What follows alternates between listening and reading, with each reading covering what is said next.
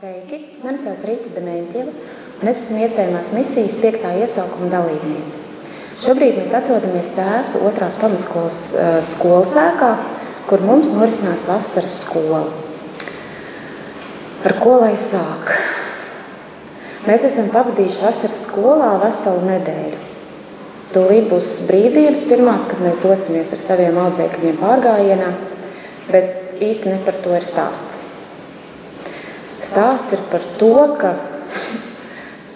mēs atrodamies klasē, kurā es arī pasniedzu prasmes.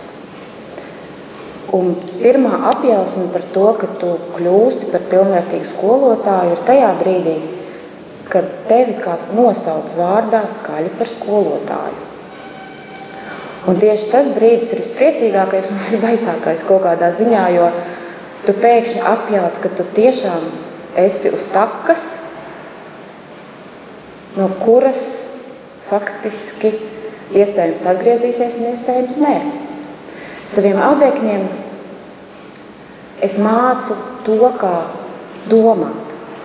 Un tas nav viegls uzdevums, jo sākotnēji ne katrs vēlas aktīvi iesaistīties, ne katrs vēlas paņemt pildspalvu un kaut ko arī darīt, bet jau 3. stundā bērni atplaukst, un tu saproti, ka visi viņi ir vienādi gudri, vienādi talantīgi un vienādi dzīvespriecīgi.